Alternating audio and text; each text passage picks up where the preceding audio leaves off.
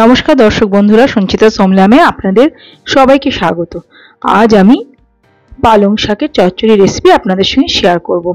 আমি এর জন্য নিয়ে নিয়েছি 3 আটি পালং শাক, মোটামুটি 250 গ্রাম মতো পালং শাক। এবার এটাকে আমি গোড়াটা মোটা অংশগুলো কেটে নিলাম, তারপর আমি পাতাগুলো একটু বেছে নিলাম, তারপর কুচি করে নিচ্ছি।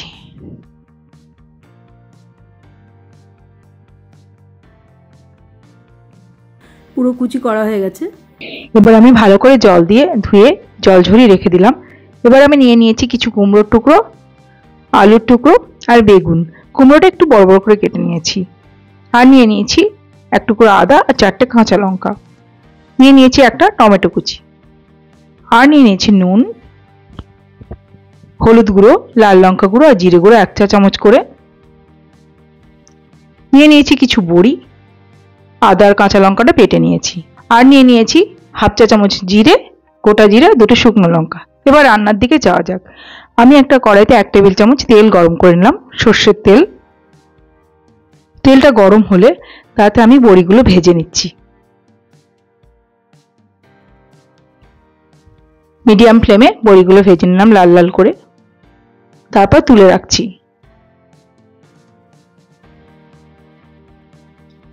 এবার এই কড়াইতে দিয়ে দিচ্ছি আরো 1 টেবিল চামচ সর্ষের তেল।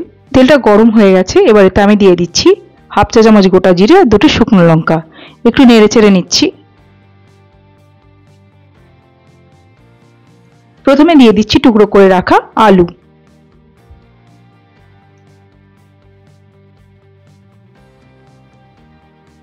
লো টু মিডিয়াম ফ্লেমে আলুটা আমি মিনিট 2 ভেজে নিচ্ছি। তারপর দিয়ে দিচ্ছি কুমড়োর টুকরো আর বেগুন। এটাকে মিডিয়াম ফ্লেমে আমি আরো 2 মিনিট ভেজে নিচ্ছি।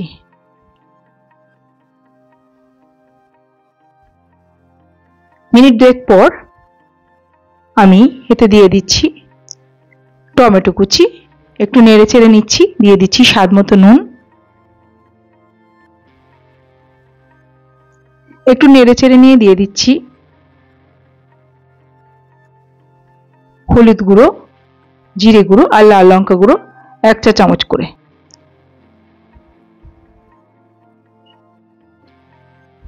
এবার একটু নেড়ে চেড়ে নিচ্ছি। নিয়ে আমি ঢেকে দিচ্ছি 2 মিনিটের জন্য। লো ফ্লেমে রান্না করে নিচ্ছি।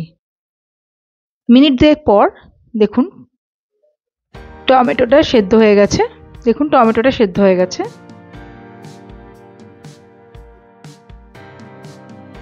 এবার আমি দিয়ে দিলাম আদা লঙ্কা বাটাটা।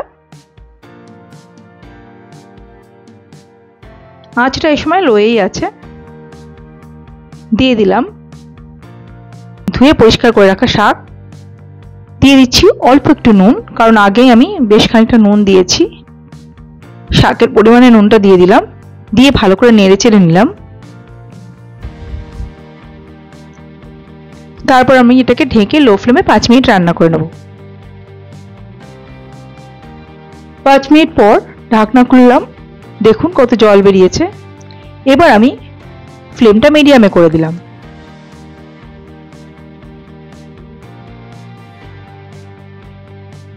মিনিট 2 পর আমি আঁচটা আবার লোয়ে করে দিয়েছি। একটু নেড়ে চেড়ে নিলাম। দেখুন আলুটা সেদ্ধ হয়ে গেছে, কুমড়ো সেদ্ধ হয়ে গেছে আর বেগুন তো সেদ্ধ হয়েই গেছে।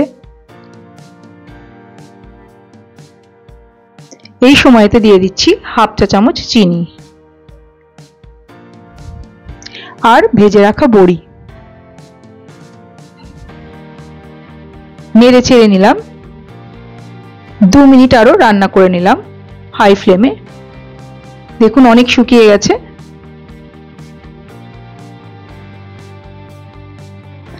আপনারা চাইলে আরো একটু শুকনো করতে পারেন, তবে আমি এই পর্যায়ে বন্ধ করে দিচ্ছি, কারণ ঠান্ডা হলে আরো শুকিয়ে যাবে।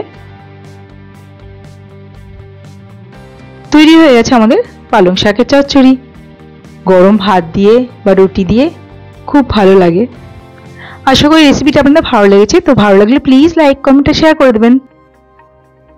নতুন বন্ধুরা আমার চ্যানেলটি সাবস্ক্রাইব করে পাশে থাকা বেল আইকনটা প্রেস স্ক্রল করে দেবেন। অনেক ধন্যবাদ পুরো ভিডিওটা দেখার জন্য। ভালো থাকবেন। নমস্কার।